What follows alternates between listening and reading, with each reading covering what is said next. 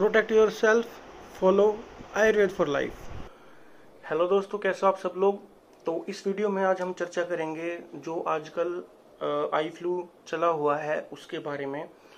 तो कंजक्टिवाइटिस इसको बोलते हैं। वायरल और बैक्टीरियल दो तरह का होता है। हालांकि आयुर्वेद में इसको नेत्र अभिषेंद बोलते हैं और इसमें वात पित्त कफ और दो तीन तरीके का और होता है। तो आजकल एक भ्रम लगा लो या फिर कंफ्यूजन लगा लो कि ये क्या एक दूसरे से की आंखों में देखने से फैलता है या नहीं।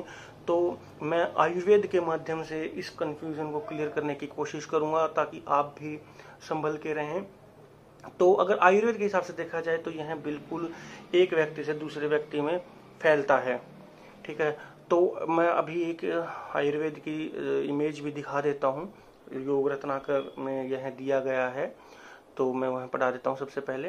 तो इसमें जैसा कि आप देख रहे हैं दिया गया है कि परस्पर एक दूसरे का जो रोग होता है वो शरीर के स्पर्श से, यानी कि एक दूसरे के शरीर के जो स्पर्श होता है उससे, श्वास प्रवास के परस्पर यानी कि सांस संबंधित, जैसे हम कोरोना वायरस में बताते थे कि 2 गज की दूरी पे बनाए रखें, तो श्वास से भी एक दूसरे से फैलते हैं और संयोग से। और इसके अलावा एक साथ भोजन करने से या फिर एक दूसरे की शैया पे शयन करने से, यानी कि किसी की चद्दर वद्दर पे सोने से, बेड पे सोने से या किसी का कंबल आदि ओढ़ने से, या फिर किसी के साथ बैठने उठने से और एक दूसरे की वस्त्र माला आदि के धारण करने से। अब इसमें आगे दिया जाएगा कौन कौन से रोग होते हैं।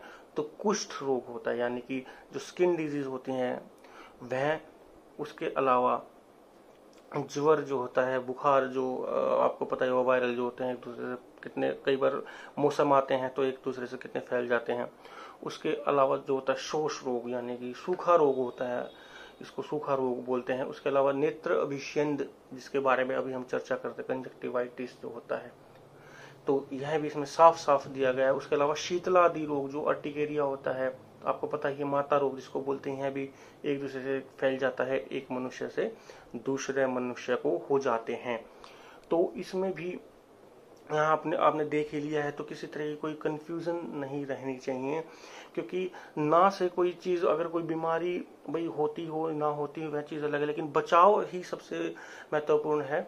तो उसके हिसाब से अगर आप देखेंगे तो आप अपनी खुद की आंखों की रक्षा स्वयं कर सकते हैं। अगर आपको यह हो गया है तो आप स्वयं को काला चश्मा पहन के रखें। ठीक है, तो अगर सामने वाला रखता है या नहीं रखता, या उसको उसकी समझ है, लेकिन उसकी भी आंखों में आप न देखें। और इसके अलावा कुछ होम रेमेडी मैं बता देता हूँ आप जो कर सकते हैं। शुद्ध शहद अगर आपको कहीं से मिल जाता है तो उसको आंखों में अंजन की तरह आप ऐसे लगा सकते हैं, ऐसे करके। तो उससे थोड़ी सी हल्की सी आंखों में जलन होगी, जो कि नॉर्मल आई ड्रॉप होते हैं उससे भी होती है, उतनी ही जलन होती है, लेकिन यह इसका रामबाण इलाज है। यह बहुत अच्छा फायदा भी करता है। इसके अलावा त्रिफला चूर्ण है, उसका आप काढ़ा बना के पी सकते हैं। 1 चम्मच त्रिफला चूर्ण 2 गिलास पानी में डाल दीजिए, फिर इसको उतना उबाल लीजिए कि वह आधा गिलास बच जाए। इसको उतार कर छान कर जब तक ठंडा हो जाए, इसके अंदर 1 चम्मच शहद मिलाकर सुबह खाली पेट और शाम को खाली पेट सेवन कीजिए, तो भी फायदा करता है। इसके अलावा 1 चम्मच त्रिफला चूर्ण 1 गिलास पानी में रात को डालकर रख दीजिए, सुबह उसको छान लीजिए और पूरे दिन त्रिफला के पानी से अगर आप आंखें धोते हैं तो भी यह बहुत ज्यादा इफेक्टिव होता है। और कुछ आयुर्वेदिक जो आई ड्रॉप आती है आप वह भी लगा सकते हैं। अगर आपको ज़्यादा दिक्कत महसूस हो रही हो तो आप किसी डॉक्टर को भी दिखा सकते हैं। या घरेलू नुस्खे साइड बाय साइड करने के होते हैं, तो कभी भी पूरे इनके ऊपर डिपेंड नहीं होना चाहिए। तो होप सो अगर आपको समझ में आ ही गया होगा कि कंजक्टिवाइटिस क्या है और यह ज़्यादातर कैसे फैलता है।